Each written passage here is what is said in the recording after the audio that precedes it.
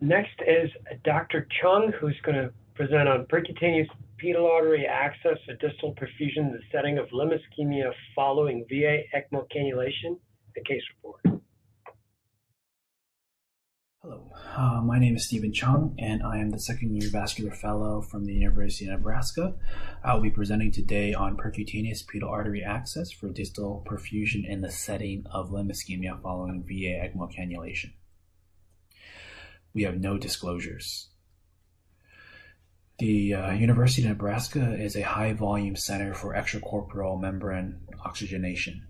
The availability of ECMO has been revolutionary, serving as a temporary life-saving intervention, providing mechanical and circulatory support as a bridge to transplantation or alternative assist device placement in patients with refractory cardiopulmonary failures. There are several techniques to obtain veno-arterial or VA ECMO access. Peripheral access can be obtained percutaneously with ultrasound, and this percutaneous peripheral access is the favorite approach as it can be rapidly performed at bedside in unstable patients. Unfortunately, the strategy is not without risk, with limb ischemia being one of the more common complications with an incidence between 10 to 70%. The etiology for limb ischemia is multifactorial. To generate the adequate flow volumes, a large caliber arterial cannula is required.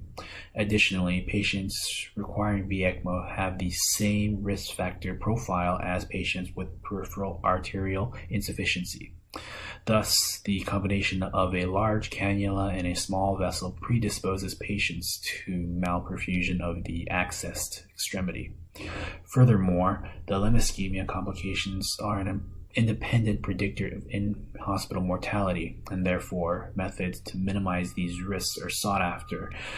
And at our institution, one of the strategies is placement of a percutaneous antegrade distal reperfusion cannula into SFA in patients with femoral access.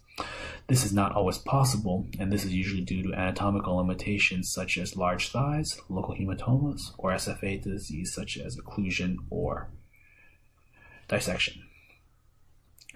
Over the last 4 months, this has been performed twice. The first patient had a chronic occlusion of his SFA, and the second patient had a suspected SFA dissection after multiple previous attempts at access.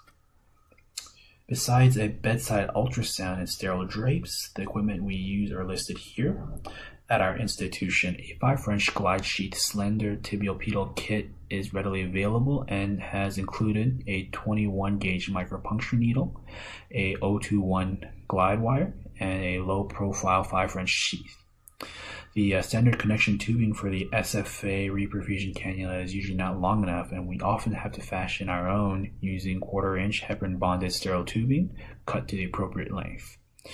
To connect the arterial limb of the ECMO circuit to the sheath, 2 male lure lock adapters are needed and secured to the tubing with zip ties. In our first case, a 52-year-old male presented in the emergency room with a STEMI and deteriorated to a cardiac arrest. He was cannulated percutaneously in the emergency room for VA ECMO and taken to the cath lab for a percutaneous coronary intervention. At the cath lab, several attempts at SFA access was performed unsuccessfully, and we were consulted in the ICU. A bedside duplex demonstrated that he had a chronic SFA occlusion, so we obtained a CTA that at least demonstrated reconstitution of flow at the above-knee popliteal with 3 vessel runoffs. Based on the CTA findings, we decided to place a percutaneous retrograde reperfusion catheter into the tibial artery. After sterile precautions and infiltration of local anesthesia, the posterior tibial artery was identified and confirmed to be patent based on the duplex.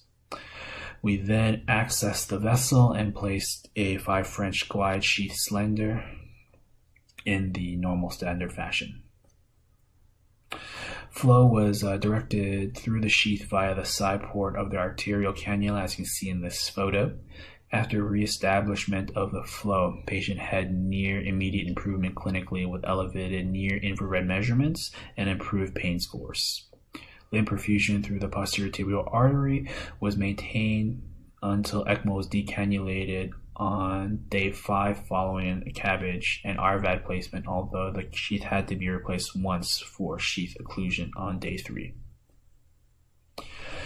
In our second case, a 33-year-old gentleman who underwent a 3-gland parathyroidectomy for tertiary hyperparathyroidism had a V-tach cardiac arrest after extubation. He had open VA ECMO cannulation in the operating room and placement of an antegrade reperfusion catheter, which was ultimately found to be in the deep femoral artery.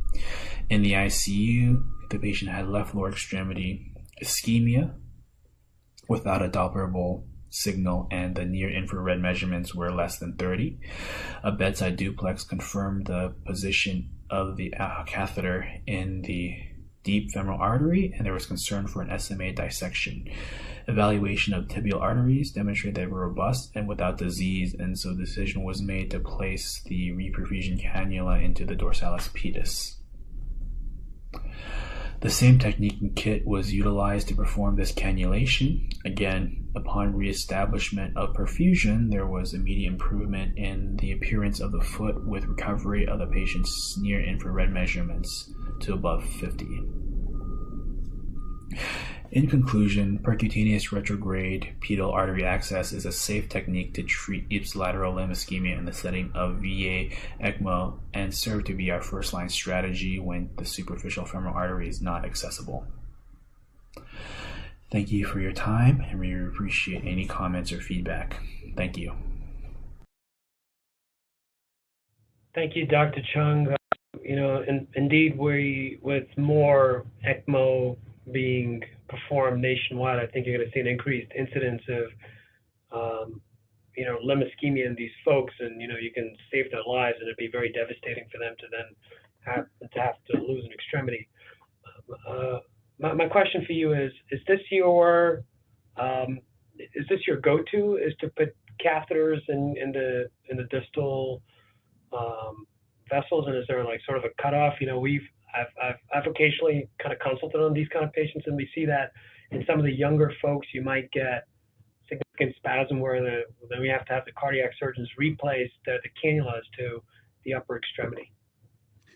So yeah, that's like this is the worst consults we usually get is just consults, super frail patients, probably super sick because they're needing the ECMO.